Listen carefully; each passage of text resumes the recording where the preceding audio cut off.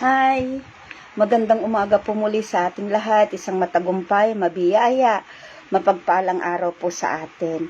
Ngayon po, ay samahan niyo po muli ako sa pagbubulay-bulay ng kanyang salita. At ang hiningi ko nga po sa Panginoon na turo ngayon ay yung magagamit po natin para sa ating paglakad po dito sa mundo, para maging matagumpay po tayo. At yun nga po ay dinala po ako doon sa armor of God. Yan.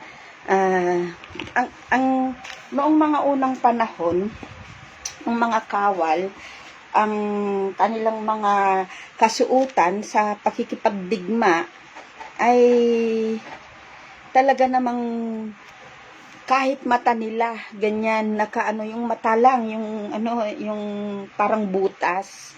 Yan. Tapos, siguro mayroon din sa ilong, kaya lang yung ilong naman ay nakababa. Nakakita na po ba kayo ng yung armor talaga?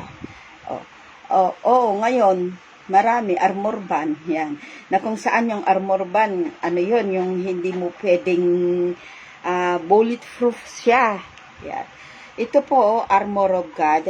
Ganyan, no? Armor. Maliwanag po ba? Ayan. Talaga namang nakahanda para sa pakikipagdigma. Para po sa digmaan talaga. Bakit yan ang isi-share mo? Digmaan? May digmaan bang nangyayari? Opo, may digmaang nangyayari sa spiritual realm ng ating mga buhay po. Oo, araw-araw may digmaan yan. Kung minsan nga, minuto may digmaan eh. So, yun po yung ating pag-aaralan ngayon. At bago po tayo magpatuloy, palagi po nating i-acknowledge ang Panginoong Hesukristo. Kaya manalangin po tayo. Panginoon, maraming salamat muli sa oras na ito, sa pagkakataong ito, na kami ay makakapag-aral ng iyong salita. At dalangin po namin ang pagkilos ng banal na Espiritu Santo, ang pagsama niya po sa amin para buksan ang aming puso at kaisipan, kaunawaan, at bigyan kami ng teachable spirit, Panginoon, para tanggapin ang iyong salita. Salamat at maunawaan namin ito dahil sa tulong ng banal na Espiritu Santo. Ikaw po, O Diyos, ang maitaas, maitanyag, at ikaw ang makilala. In Jesus Christ's name, sealed us by thy precious blood, so with our family, and so with our resources. In Jesus' name, Amen. So yun po, ngayon po ay makipagbukas po kayo sa akin sa aklat ng Ephesians. Ephesians chapter 6 verses 10 to 17. Yan. Ang gamit kong Bible po, mayroon po akong Tagalog at mayroon din akong English. Ang gagamitin ko sa English, nakita ko itong Bible na ito. Maganda. Ayan, Knowing Jesus personally. Yan, Knowing Jesus, paano? Knowing Jesus personally. Basahin po muna natin. Sige, dito po sa English, tingnan po natin. Ephesians chapter 6 verses 10 to 17. At ganito nga po ang sinasabi. Ephesians. Aklat po yan ng Ephesians. Ayan. Aklat ng Ephesians. Chapter 6. Chapter 6. Dati yung yung aking iginaganyan po yung aking cellphone. Pero balang araw magkakaroon din ako ng gamit na mag-show up dyan sa screen. Pero gusto ko kasi binabasa ko na nakikita nyo eh. Okay. Chapter 10 verses Ilocano. Chapter 10 verses 10 to chapter 6 verses 10 to 17. The whole armor of God. Kung may Bible po kayo, makipagbukas po kayo sa akin. Ang sabi po doon, the full armor of God. A final word. Be strong in the Lord's mighty power. Magpakalakas daw po tayo sa kapangyarihan ng Diyos. Put on all of God's armor so that you will be able to stand firm against all strategies and tricks of the devil. For we are not fighting against people made of flesh and blood, but against the evil rulers and authorities of the unseen world, against those mighty powers of darkness who rule this world, and against wicked spirit in the heavenly realm. 13. Use every piece of God's armor to resist the enemy in the time of evil, so that after the battle, you will be standing firm. Stand your ground, putting on the sturdy belt of truth and the body armor of God's righteousness. For shoes, put on the peace that comes from God, that comes from the good news, so that you will be fully prepared. In every battle, you will need faith as your shield to stop the fiery arrows aimed at you by Satan.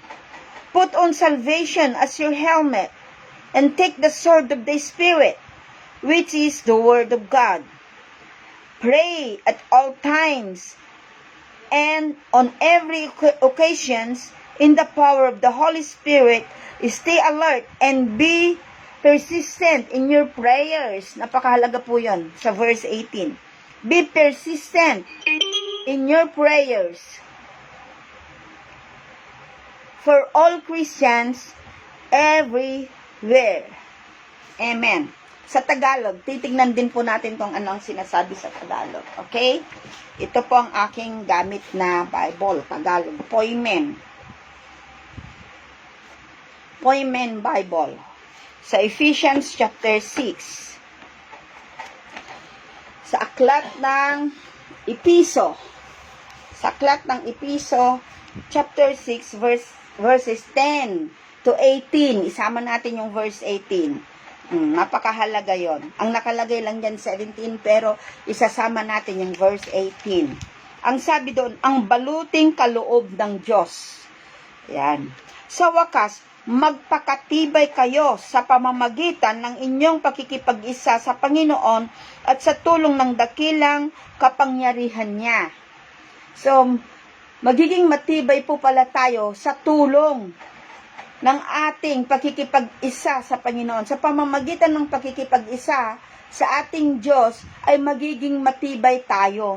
Amen. Tuloy po natin. 11. Isuot ninyo ang baluting kaloob ng Diyos upang mapaglabanan ninyo ang mga lalang ng dyablo. So yun po yung full armor. Isuot ninyo yung buong balute ng Diyos. Yun po yung full armor of God. Para mapaglabanan natin ang anumang lalang ng kaaway. Sapagkat ang kalabay natin, hindi mga tao. Pansinin po natin ito Hindi daw mga tao ang ating kalaban. Kundi ang mga pinuno, mga may kapangyarihan at mga tagapamahala ng kadilimang namamayani sa sanglibutang ito. Ang mga hukbong espiritual ng kasamaan sa himpapawid. For we wrestle not against flesh and blood, but against principalities, against the darkness, against the prince of the darkness in heavenly realm. Verse 13, kaya't isuot ninyo ang baluting mula sa Diyos. Sa ngayon, makakatagal kayo sa pakikipaglaban pagdating ng masamang araw na iyon. At pagkatapos ng inyong pakikipaglaban, ay matatag pa rin kayong nakatayo. Yan. So put unto you the whole armor of God, that ye may be able to stand against the wiles of the enemy. At kahit tapos na yung pakikipaglaban, hindi ka pa rin laylay, hindi ka nanghihina, hindi ka sobrang pagod, kundi nakatayo ka pa rin. Yun po ang sinabi dito. Hi, Ate Bibian! Sapagkat, kaya't isuot ninyo ang baluting mula sa Diyos. Sa ngayon, makakatagal kayo sa pakikipaglaban pagdating ng masamang araw na iyon, at pagkatapos ng inyong pakikipaglaban, ay matatag pa rin kayong nakatayo. Kanino pa natin makakamtan yon? Nakipaglaban ka pero pagkatapos nun, coming out alive. No? Matatag ka pa rin at nakatayo ka pa rin. Hindi bugbog sarado. Amen. Kaya maging handa kayo. Gawin ninyong bigkis ng ang katotohanan. Gawin daw nating bigkis ang katotohanan. Ano ang katotohanan? Ang salita ng Diyos. Ano ang katotohanan? Si Kristo lamang ang katotohanan at ang kanyang salita. Itakip sa dibdib ang baluti ng pagkamatwid. Itakip sa dibdib ang baluti ng pagkamatwid. Yung kanina na ipinakita ko na armor of God, bakal. Itakip yun sa dibdib. No? Sa mga pulis, sa mga sundalo na nakikipaglaban, mayroon silang tawag doon yung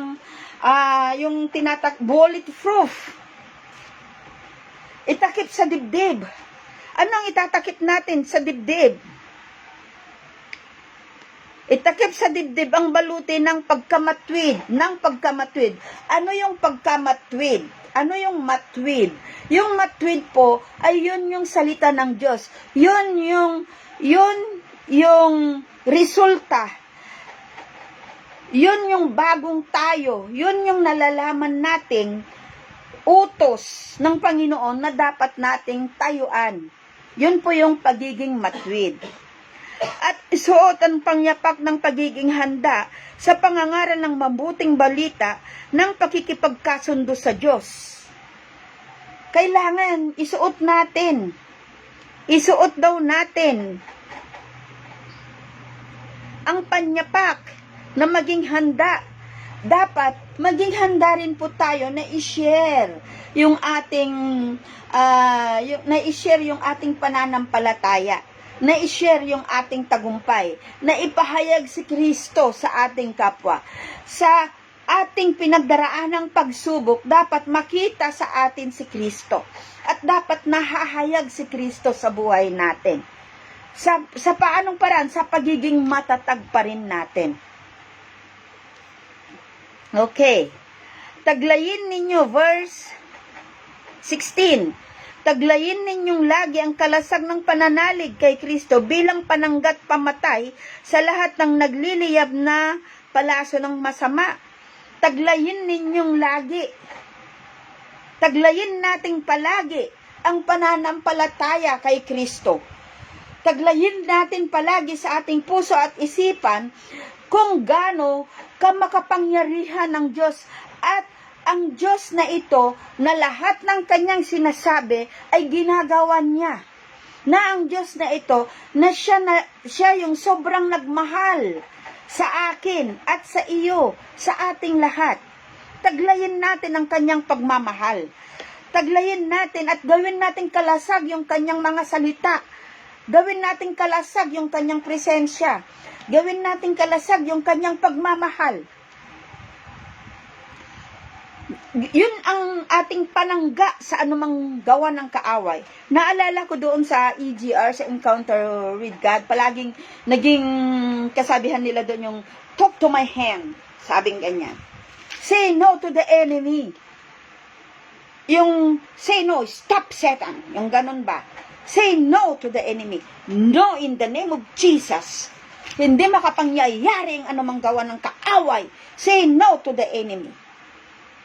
Magagawan natin yan, ipaglaban kung ano yung karapatan natin bilang mga anak ng Diyos kung tayo ay nagbababad sa salita ng Diyos at tayo ay nananalangin, tayo ay nagbubulay-bulay ng salita ng Diyos, inaalam at tayo ay nagbibigay ng oras at panahon sa salita ng Panginoong Hesukristo. Kaya mayroon tayong tataglayin sa panahon na dumaraan tayo sa anumang tinatawag ng mundo na pagsubok o problema o trials o anuman yan na pwedeng itawag ng mundo. Ang tataglayin natin ay ang mga natutunan natin sa salita ng Panginoong Hesukristo. At ang salita ng Panginoong Hesukristo ay makapangyarihan. May kapangyarihan na magpakalma sa atin. May kapangyarihan na magpapayapa ng ating puso at isipan. Napakagaling ng Panginoon. Kasi ang kapayapaan, wala sa description ng reseta. Kasi ang kapayapaan po, tanging sa Panginoon lang natin makikita. Hindi pwedeng ilagay sa reseta ng doktor na magkaroon tayo ng kapayapaan. Pwede kanyang bigyan ng sleeping pills, pwede kanilang bigyan ng pangpakalma, pero yung kapayapaan ng puso at isipan na libre ay binibigay ng Diyos. At walang makakatumbas na halaga yan. Taglayin ninyong lagi ang kalasag ng pananalig. Pananalig. So tayo ay itatawid ng ating pananalig. Tayo ay itatawid ng ating pananampalataya. Napakahalaga ang pananalig. Paano mananalig ang isang tao kung wala siyang napakinggan? At paano mananalig ang isang tao kung paano mananalig kung walang napakinggan at walang inutusan? Ngayon naririnig nyo ako. Sinasabi ko, mahal kayo ng Diyos. Manalig kayo sa Diyos. Manangan sa Diyos. Tataglayin natin yon. Para ano? Para saan? Taglayin natin ang pananalig kay Kristo bilang panangga, bilang sandata, pananggat pamatay, bilang pamatay, pagkansila sa lahat ng nagliliyab na palaso ng masama. Ibang klase, nagliliyab din pala ang mga palaso nila. Ang palaso, yung pana ng kaaway, nagliliyab din pala. Kaya pag tumusok, masakit at bumabaon. Kaya kailangan natin ang sandata na galing sa Diyos. Kailangan natin ng salita ng Panginoon para yung tusok ng kaaway ay hindi makapagtatagumpay sa atin o hindi makakapagpalugmok at hindi makakapanghila sa atin.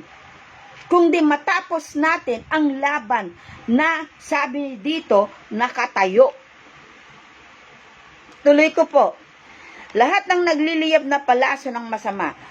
Verse 17. Isuot ninyo ang helmet ng kaligtasan. Helmet ng kaligtasan. At kunin ninyo ang tabak na kaloob ng Espiritu. Helmet of salvation. Kasi kung minsan, pag ang dami na nating pinagdaraanan, nagdududa, yung bang, may ano ito, kaya pa ba? Yung mga, nagkakaroon na tayo ng pagdududa. So, ibaling natin yung pagdududa. Ang pagdudahan natin ay yung pagdududa natin, kung yung pagdududa natin ay makakatulong baga sa ating kalagayan at nakakalwalhati ba ito sa harapan ng Diyos. Tuloy po natin. Sa makatwid, ulitin ko po yung verse 17, isuot ninyo ang helmet ng kaligtasan at kunin ninyo ang tabak na kaloob ng Espiritu. Sa makatwid, ano po yun? Ang salita ng Diyos. So, ang ilalaban natin sa kaaway ay ang salita ng Diyos. Diba, ang Panginoong Hesus tinukso mismo ni Satanas? Tinukso niya ang Panginoon nung nagfa-fasting. Ang sabi niyang ganyan, kung talagang Diyos ka, magpatihulog ka. Dahil sigurado na ang Ama ay magpapadala ng mga anghel para saluhin ka. Kung talagang Diyos ka, sabing ganyan, gawin mong pagkain. Kung talagang Diyos ka, ganyan po ang kaaway eh. Ilalagay niya sa ating mga isip yung mga imposible, yung mga hindi galing sa Diyos. Magkikreate siya ng anything that will cause us to doubt the Word of God. Pero anong sinandata ng Panginoong Hesus? Nasusulat. Nasusulat. Kaya, ang gagamitin nating panangga sa gawa ng kaaway ay ang nasusulat na salita ng Panginoon. Nasusulat. Gaya po nito, naalala ko nung na-COVID si Kuya Perry. Nung na-COVID po siya, talagang doon mismo sa hospital ward na yan, ginamit ko ang salita ng Panginoon. Noong panahon na yon, kasi nung panahon na yon, marami talagang namamatay. At nung panahon na yon, doon sa hospital, pag inakyat yung pasyente sa ward, maraming bumababang patay na. Pero dahil sa salita ng Panginoon, ipinaglaban ko po yun. Ang sabi ko, in Jesus Christ's name, it is written that you called us to live in righteousness, and by your stripe, we are healed. Kuya Perry is healed. Ang asawa ko ay magaling na. Nasusulat yan. So, ang ipaglalaban natin sa Panginoon ay ang salita mismong nasusulat. Hallelujah. Isuot ninyo ang helmet ng kaligtasan. Salita ng Diyos po yun, ha? Na helmet ng kaligtasan na siyang tutulong sa atin sa panahon ng mga pagsubok ay papaalalahanan tayo ng Panginoon sa lahat ng nabasa nating salita ng Diyos. At yung salita ng Diyos na yun lamang ang may kapangyarihan para magbigay sa atin ng kalakasan at kapayapaan, at siguradong iaangat niya tayo doon. Aalisin niya tayo doon. Yun ang magkapangyayari sa atin. It will enable us to go out, to come out of that situations na nakatayo. Isuot ninyo ang helmet ng kaligtasan at kunin ninyo ang tabak na kaloob ng Espiritu.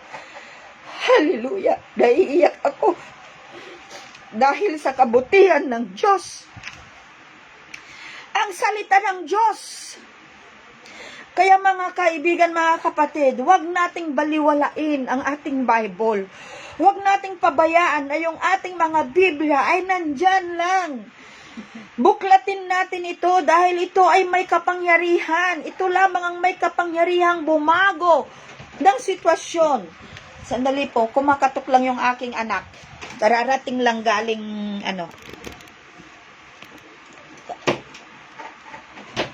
Ito lamang po ang may kapangyarihan na bumago at kumilos sa buhay ng tao. Ang salita ng Diyos. Tuloy po natin. Ang lahat ng ito'y gawin ninyo sa pamamagitan ng pananalig at pagsamo. Sa pamamagitan ng pananalig at pagsamo. Ano ba yung pagsamo? Magsumamo tayo sa Panginoon. Magsumamo tayo sa Panginoon. Panginoon, sumasama ako ng iyong tulong sa aking kalagayan. Panginoon, ako'y nagsusumamo sa iyo. Hindi ko kaya ito, Panginoon. Pero sa pamamagitan ng iyong salita na sinabi mo na hindi mo ako iiwan, ni pababayaan man lang, Panginoon, alam ko itatawid mo ako. Pagsamo sa pamamagitan ng panalangin. Ano yung kalagayan natin? Isamo natin ito. Idulog natin ito sa Panginoon.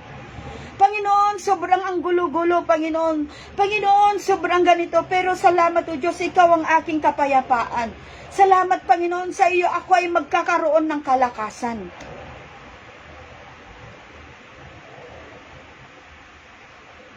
Panginoon, bayaran na naman po, Panginoon. Panginoon, ganito po yung kalagayan namin, Panginoon. Pero Lord God, hallelujah, sinabi mo sa iyong salita, O Diyos, na ikaw ang dakilang ikaw ang aming Jehovah Jireh, ang aming taga-supply. You are meeting all our needs.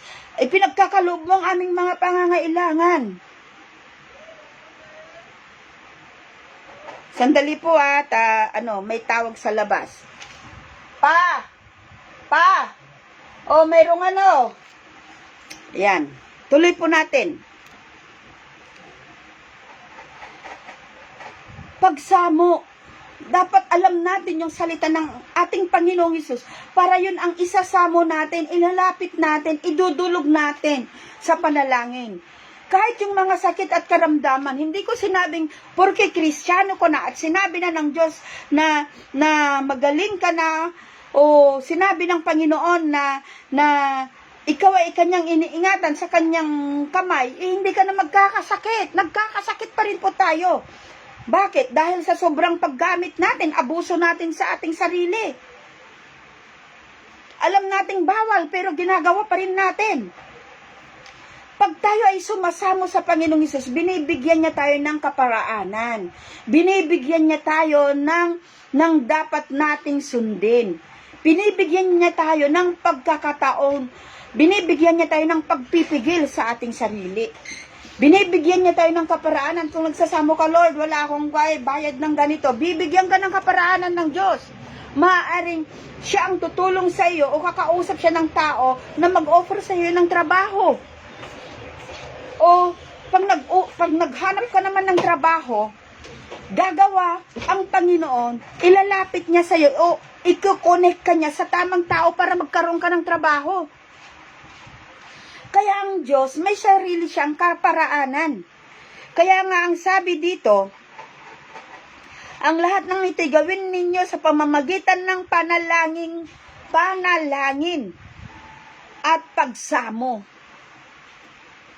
Manalangin kayo sa lahat ng pagkakataon sa patnubay ng Espiritu. Kaya't lagi kayong maging handa at patuloy na manalangin para sa lahat ng hinirang ng Diyos. So, napakahalaga na manalangin tayo sa lahat ng pagkakataon. Ngayon, tingnan po natin kung ano yung mga armor of God na yon. Belt of truth. Ang sabi niya dito, belt of truth. Punta tayo sa English po tayo. Belt of truth. Ang sabi dito,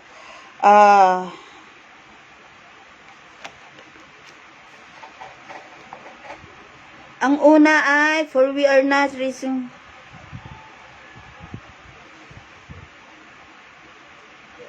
Belt of truth is stand your ground. Sabi niya ganyan. Putting on the sturdy belt of truth and the body armor of righteousness. Ano ba yung belt of truth? Di ba? Pag yung yung pantalon o palda o anuman ay maluwag, nagsisinturon po tayo. Nilalagay natin dito sa ating baywang. Ang sabing ganyan, ilagay natin, buckle yourself and stand firm in the word of God. We must buckle ourselves. I-buckle mo. Seatbelt mo. Itali mo sa iyong isintron mo sa iyong baywang. Para nang sa ganon, sa oras na dumating kung ano man yung pagsubok o katayuan natin, hindi tayo basta-basta nang hihina sa ating mga kalagayan, sa ating pananampalataya, sa ating buhay. Alam nyo po, ang isang benepisyo at ma-appreciate natin dapat, hindi natin napapansin. Kung may dumarating man sa ating buhay at tayo ay sobrang nanghihina, hindi po maganda sa ating kalusugan. Kasi iba yung joy, iba yung kagalakan. Yung kagalakan kasi lumalakas pati mga muscles mo mga ugat mo kung nanghihina po tayo, apektado ang ating mga ugat-ugat. Ang ating isipan, apektado.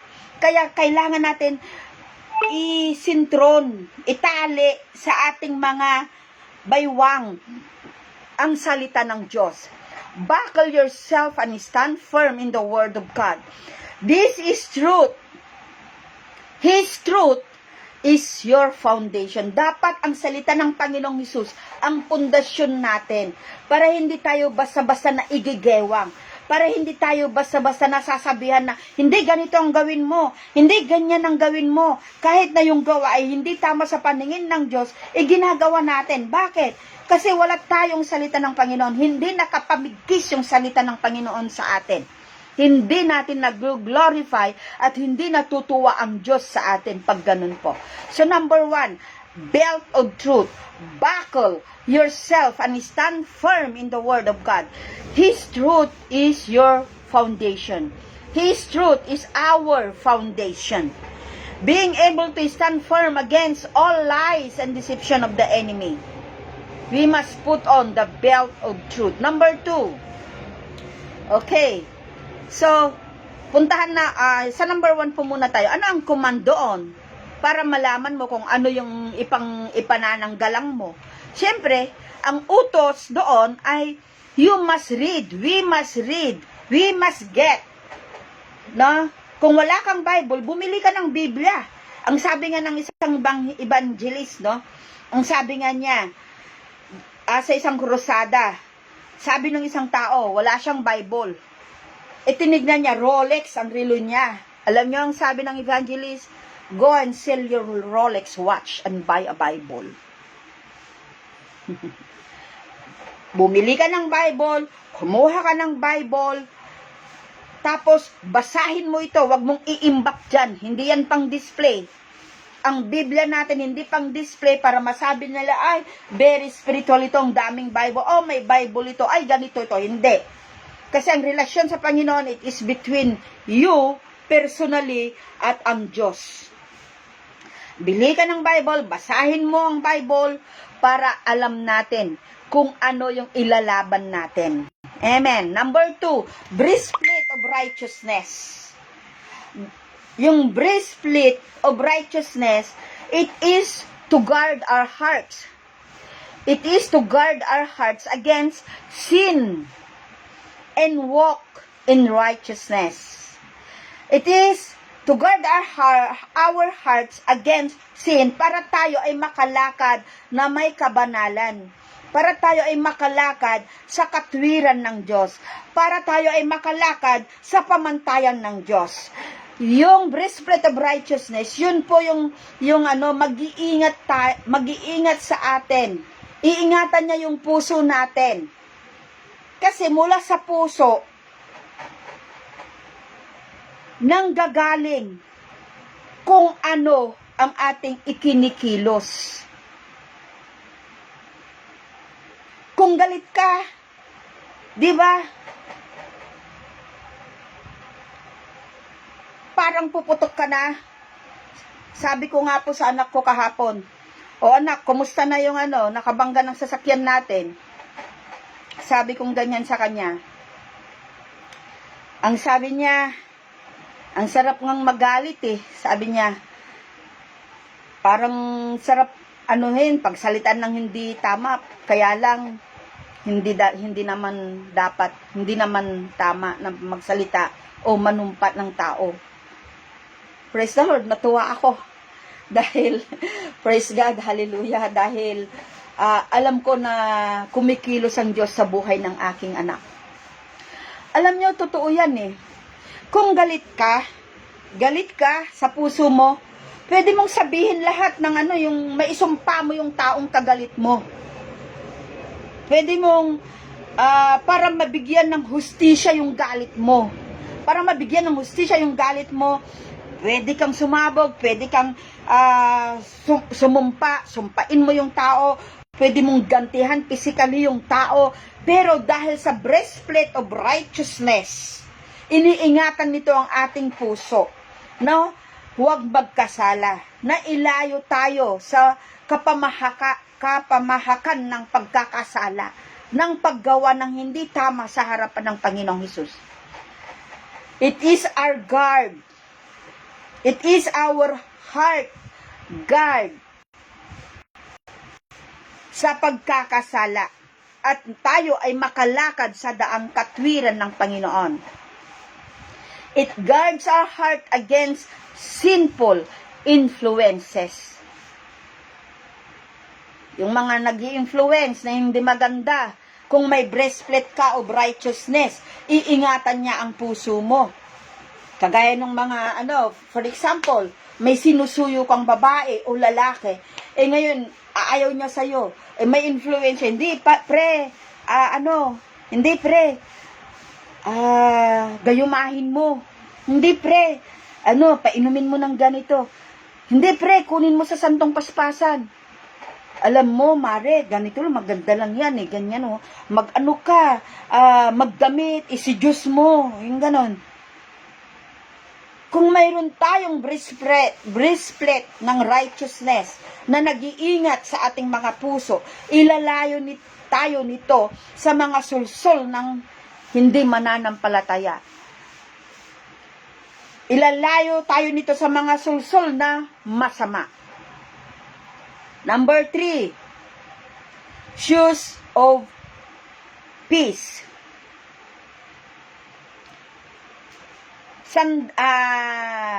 Sapatos ng kaligtasan. Ano ibig sabihin ng sapatos ng kaligtasan? Maging handa tayo na ipatutuo ang pagmamahal ng Diyos sa atin. Maging handa tayo na ipahayag si Kristo sa ating kapwa. Maging handa tayo na ipahayag si Kristo sa pamamagitan ng buhay natin. Paano ka ba binabasa ng mundo? Paano ka ba binabasa ng iyong mga mahal sa buhay? Paano ka ba nila binabasa? Kaya, kailangan natin yung mga helmet na yan, armor na yan, para nang sa ganon, hindi tayo mautusan ng ating puso na gumawa. Hindi natin ma-entertain yung masama. Hindi na tayo makagawa ng hindi maganda para nang sa ganon. Basahin man tayo ng ating kapwa, ang nababasa nila ay si Kristo sa buhay natin. Ang nababasa nila ay si Jesus sa ating mga buhay. Ang command po doon, be ready to share.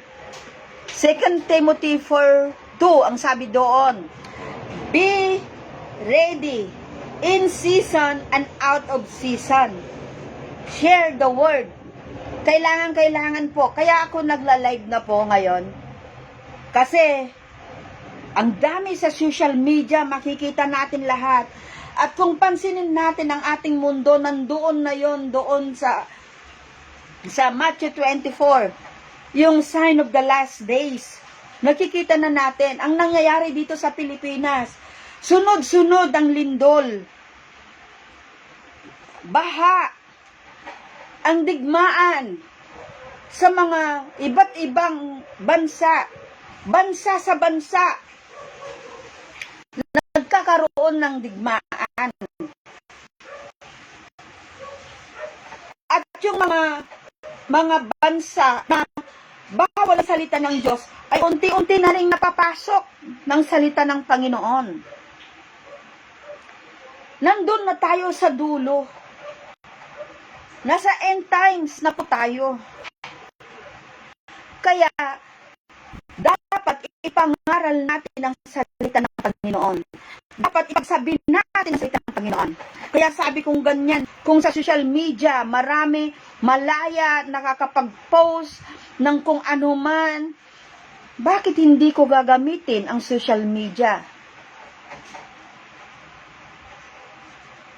Ito po ang rason kung bakit ako nagla-live, para ipagsabi sa mundo, mayroon tayong Diyos na buhay, mayroon tayong Diyos na buhay na handang sumama sa atin, na handang pagtagumpayin tayo dito sa buhay natin, dito sa lupa.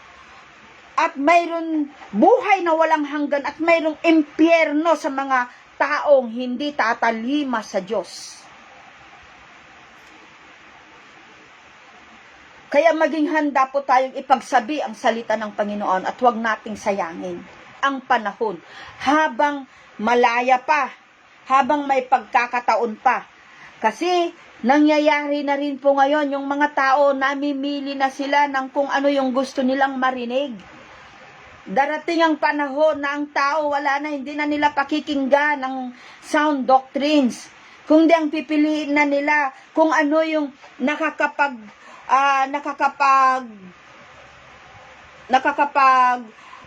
palwalhati, nakakapagbigay ng pleasure sa kanilang laman. Kaya kailangan po nating paghandaan palagi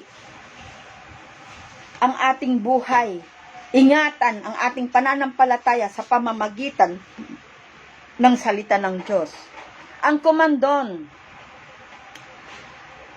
magkaroon tayo ng masiglang espiritu, ng alertong espiritu. Huwag tayong tatamad-tamad sa pagbabahagi ng salita ng Diyos. Sabi ko nga noon, matanda na ako, yung tuhod ko, ganyan-ganyan. Ay, ang tamad ko ng lumabas-labas ng bahay. Praise the Lord. Tamad akong lumabas ng bahay.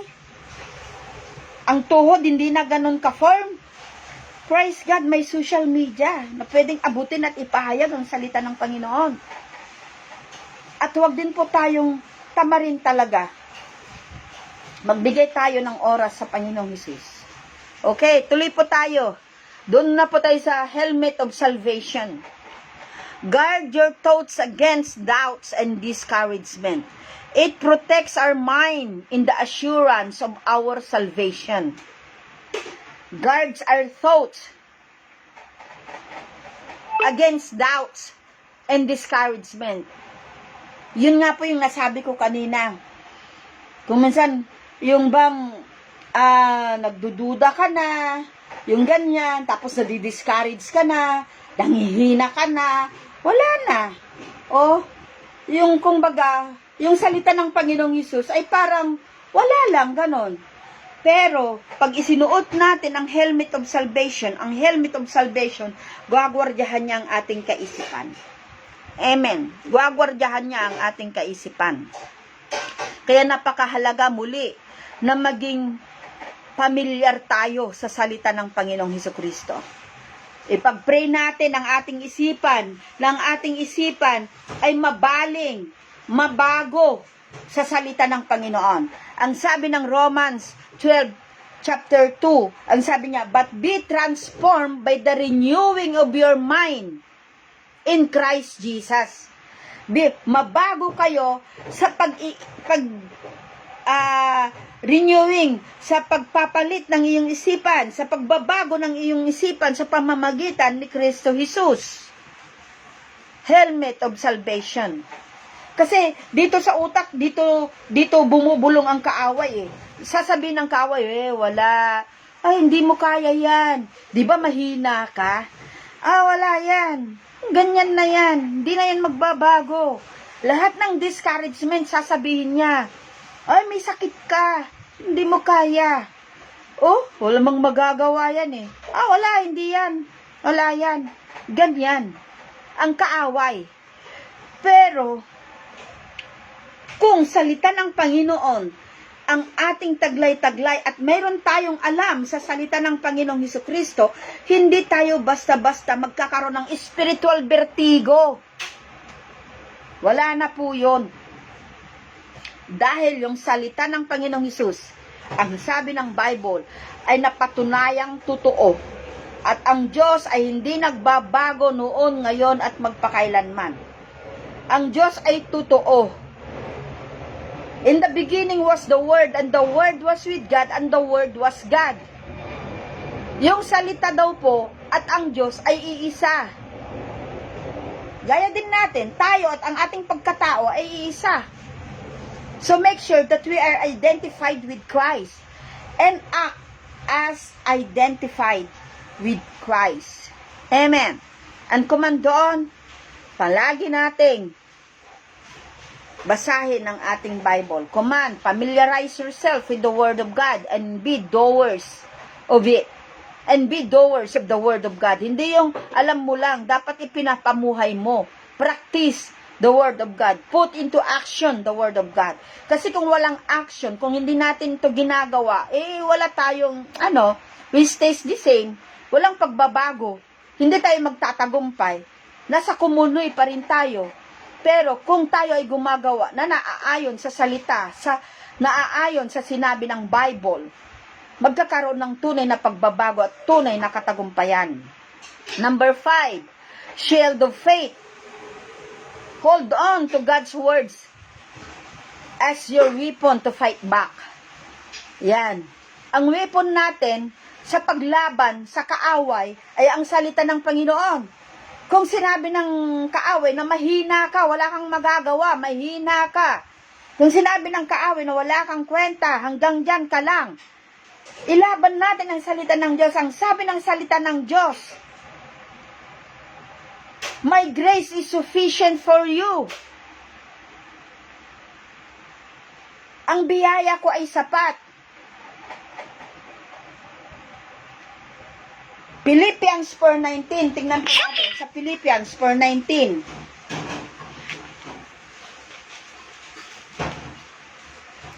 Philippians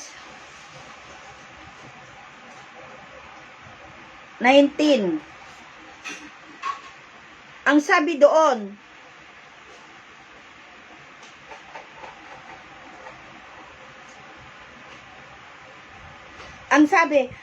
at buhat sa kayamanan niyang hindi nauubos, ibinigay niya ang lahat ng inyong kailangan sa pamamagitan ni Kristo Jesus. Kung sabi, wala ka. Wala yan, wala kang pagkukuhanan. Ano ang sabi dito? God will supply all our needs. It is written, Satan, that God will supply all my needs according to His riches and glory. Kung hindi mo alam yun, wala nga ako Wala nga Saan kaya?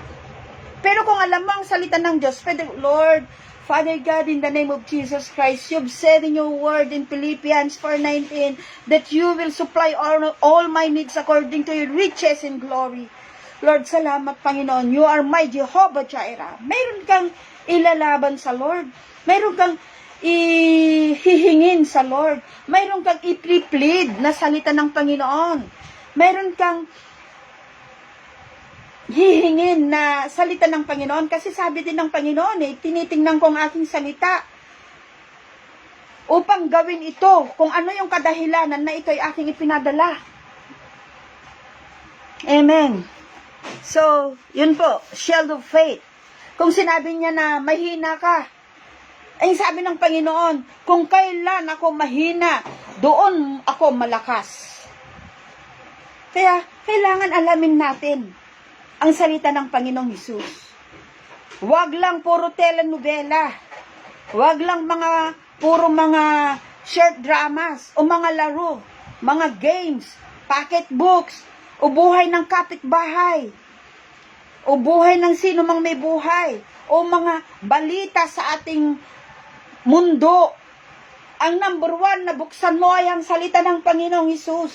Kasi ang salita ng Panginoong Hesus may kapangyarihan ito para sa kaligtasan at ikakapayapan ng buhay mo. Amen. At yun ay tutulong sa atin para makapag-imbak tayo ng kayamanan sa langit na hindi yun nabubulok. Amen. Hallelujah. Enemies po, ito. Enemies, ano ang kaaway? Ano ang contract? Ang contrary, ano yung kontra sa armor of God? Number one, ang pagdududa. Ang number one na kontra sa armor of God ay ang pagdududa. I-combat doubt with unwavering faith and trust in God's promises. Paano natin magagawa kung wala tayong alam sa salita ng Panginoon? Kaya I encourage everyone na it's not too late na para matuto tayo ng salita ng Panginoon, para malaman natin ang salita ng Diyos. Sina-challenge ko po ang bawat isa, alamin mo kung ano ang sinasabi ng Bible, ano ang nakasulat dyan. Yan po ang isa sa kalaban. Sa kalaban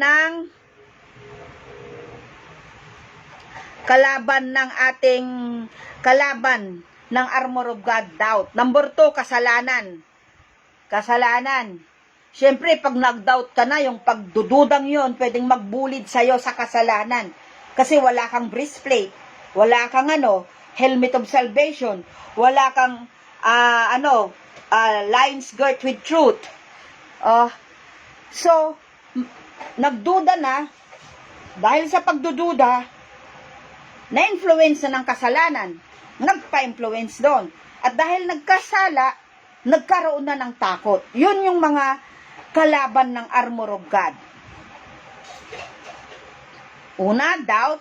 Dapat ikumbat natin ito sa pamamagitan ng pananampalataya at pananalig, pagtitiwala sa salita ng Diyos. Pangalawa, kasalanan. Pag nagkasala po tayo na hindi natin sinasadya, kasi hindi porke Kristiyano na hindi na nagkakasala pa rin po, pero hindi na siya makasalanan. Yung makasalanan na nature, binayaran na ng dugo ng Panginoong Hesus. Yun na yung isinuko natin nung tinanggap natin ng Panginoong Hesus. Pero nagkakasala pa rin po. Kung aware tayo na nagkasala tayo, humingi kaagad tayo ng tawad sa Panginoong Hesukristo. Lapit tayo kaagad. Kilalanin natin na nagkasala tayo. Kasi sa harapan ng Diyos, hindi natin pwedeng sabihin, hindi natin pwedeng linisin yung sarili natin. Hindi natin mapapasinungalingan na nagkasala tayo. At kung nagkasala tayo, lumapit na kaagad tayo sa Panginoon. Buong pusong magpakumbaba, humingi ng kapatawaran at talikuran ng kasalanan. Maiiwasan, kasi palalakasin tayo ng salita ng Diyos. At takot, isa rin yan sa kalaban ng armor of God, yung takot. Kung wala kang armor of God, syempre mapupuno ka ng takot sa sitwasyon mo. Kasi wala kang guide eh. Walang guide. Walang sinusunod. Kaya mapupuno ng takot. Dapat i-conquer natin ito sa pamamagitan ng pagyakap sa pag-ibig, pagyakap, pagtitiwala sa Diyos at sa kanyang banal na proteksyon sa ating buhay.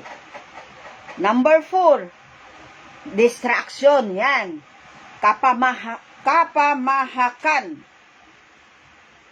Yan, distraction. Kung hindi tayo nakafocus sa salita ng Diyos, kung hindi tayo nakafocus sa Diyos, kung tinititigan natin ang problema kaysa sa Panginoong Hesus, wala talagang mangyayari. Pero, kung tayo ay nakatingin sa salita ng Panginoon, sa Panginoong Hesus, sa bawat sinasabi ng Panginoong Hesukristo, hallelujah, makakatulong ito sa focus natin. So, mag-focus tayo sa Panginoon at sa kanyang salita. Hindi yung nangyayari sa paligid at hindi yung nararamdaman natin. Kasi tayo mismo, tao tayo. Pag nagsalita ang tao laban sa atin, masasaktan tayo kasi tao tayo. Pero kung nakafocus tayo sa kung ano ang alam ng Diyos sa buhay natin, na mas kilala niya tayo kaysa sa tao, hindi tayo basta-basta natitinag at hindi natin gagantihan yung tao kasi nakafocus ka sa Diyos. Stay focus sa katotohanan ng salita ng Panginoon. Sa kabila ng napakaingay na mundong ito, sa kabila ng napakaingay mga salita ng tao against sa atin. Kasi kung yan ang pakikinggan natin, wala, lahat yan. Papasanin mo, ay hindi natin kaya. Kaya nga sabi ng Bible, for we wrestle not against flesh and blood, but against principalities, against the forces of darkness in heavenly. Kaya hindi natin ito malalabanan physically. At hindi natin ito malalabanan sa sarili nating alam na kaparaanan. Kung di malalabanan natin ito sa pamamagitan ng mga alam natin sa salita ng Diyos. At sa pamamagitan ng pananalig, pakikipagniig, panalangin at paggawa ng kung anong sinasabi ng salita ng Panginoon. Kasi ang laban natin ay hindi natin sariling laban, kundi ito ay laban ng Diyos. Tandaan po natin, ang bawat laban natin, kaya nga sabi kanina, isamo natin, ilapit natin sa Diyos, kasi hindi natin ito labang sarili, laban ng Diyos ito. Huwag nating kalilimutan yan. Ang isa pa, nakaaway, o contrary, o kabaliktaran ng armor of God, ay yung mga negativity. Yung mga sinasabi nating bad vibes, negativity. Uy, wag kang nega. Ganyan. Natutuwa ako, naalala ko, doon sa meeting ng mga pastor by Zoom, sinabi ni Pastora Angie, natuwa ako, na nakita ko yung buhay nila, Sa Diyos ang pagkapapuri lang sa buhay po nila. Pero talagang hindi mo pwedeng i-down ang man of God talaga. At yung nagtitiwala sa Panginoon talaga. Nakita ko ang buhay nila kung paano sila lumaban sa pananampalataya. Karon sila, marami silang ups and down. At dito ako natuwa sa sinabi ni Pastor Angie nung nagpasalamat siya.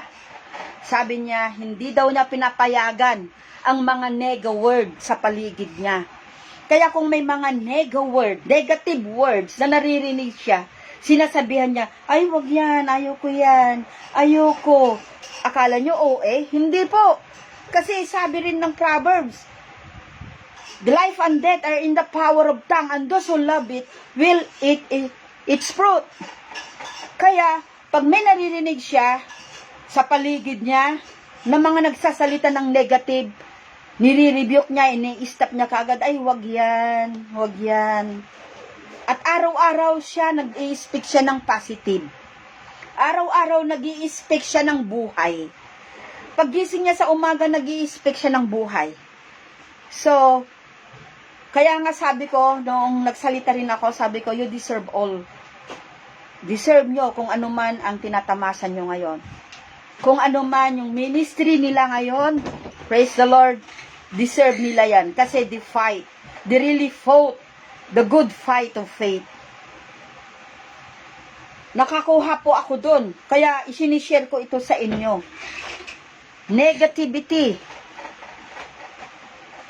Negativity. So we need to guard our hearts against negativity.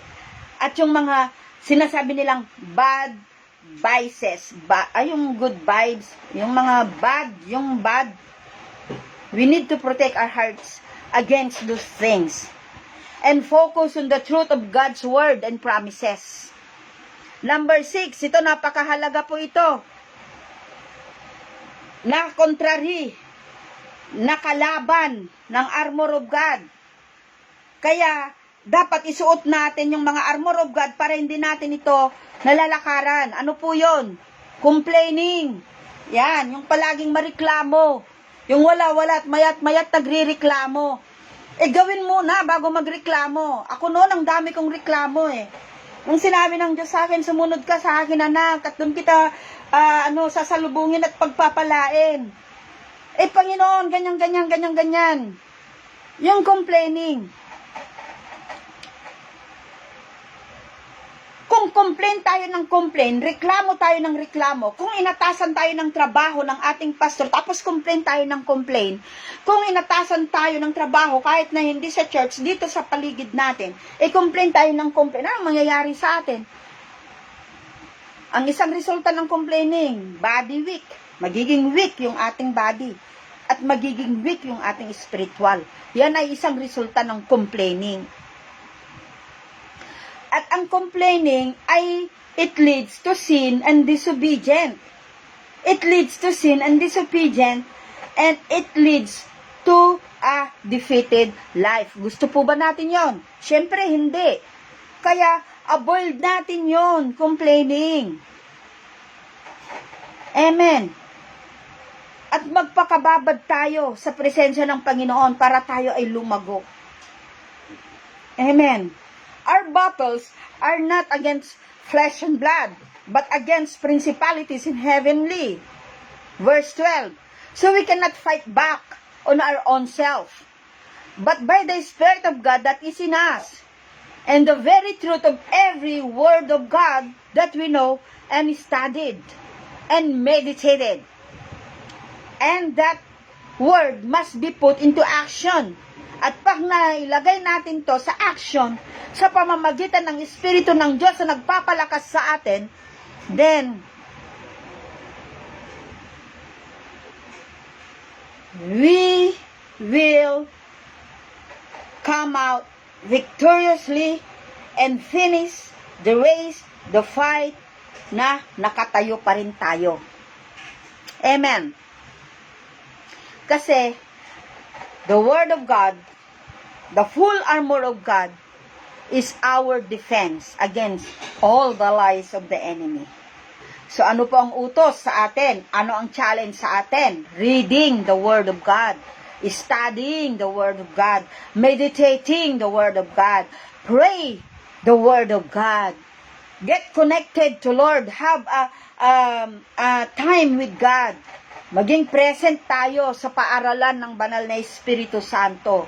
Huwag tayo palaging absent. The absence of God in our life is our entrance into a defeated life. Kaya kailangan lagi tayo nakakonect sa Panginoon. Magpa-cover tayo ng dugo ng Panginoon, ng kalooban ng Panginoon. Amen. Para nang sa ganon, maging matagumpay tayo. Ang nakakatakot ganito, walang word, walang wisdom, walang knowledge, walang lakas, walang courage. It leads to defeated life. So kung gusto natin, with the Word of God, sabi nga ng kanta sa Panginoong Hesus, sa salita ng Panginoon, we know no defeat, only victory. Amen. The full armor of God is for our divine protection, our shield against all spiritual attacks, our inner peace in the midst of challenges, our strength and our courage that empower us to overcome obstacles with confidence. And we can confidently declare triumphant victory over darkness, and we can walk continuously in God's light, in victorious life. Amen. Praise the Lord. Hallelujah. Kasi alam nyo, sa totoo lang, kung aaralin natin, God has given us already the victory. And you are born, I am born for victory. Ipinanganak tayo para magtagumpay at hindi para matalo at maging talunan. Manalangin po tayo. Hallelujah, Lord God. Hallelujah. Panginoong Hesus, maraming salamat po sa oras na ito, sa araw na ito, O Diyos, sa pagkakataong muli na makapagpangaral, O God, through this Facebook Live, Lord. Lord, hallelujah, alam mo yung kalagayan ng bawat isa sa amin. Lord, I specifically pray for Sister Ate Bibian de Vera, Lord God, hallelujah, kay Nanay Winda, kay Balai Rowena, Panginoon, at Lord God, kay Angelica, oh God, na kasama ko ngayon dito, Panginoon. Lord, alam mo, Panginoon, kung ano yung mga sitwasyon ng kanilang buhay. Alam mo kung saan sila mahina at kung ano yung mga ayaw din nila mismo sa kanilang sarili. Alam mo, Lord, you know every longing of their hearts. You know every cries, Lord God, na ginagawa nila sa'yo. Panginoon, I pray, Lord God, reach them. Abutin mo sila, Panginoon. Kung ano yung pangangailangan nila, kung ano yung sitwasyon nila, kung ano yung katayuan nila ngayon sa harapan mo, Panginoon, hallelujah, help them. And build them up, O God, for your glory. Lord, maraming salamat po. Hallelujah. Lord, show them that you are more than enough and able, Lord God, to meet every needs. You are more than enough and able, Lord God, to take them out, Lord God, kung ano man yung mga sitwasyon nila, at kung ano man yung mga gusto nila, Panginoon, na nakakapagpurit, nakakapagbigay kaluguran sa iyo. Lord, hallelujah. I speak protection, I speak God goodness, I speak good health, God provision, Panginoon. Hallelujah, sa kanila, sa akin, at maging sa mga makakapanood pa nito, Panginoon. I speak your kingdom come and your will be done.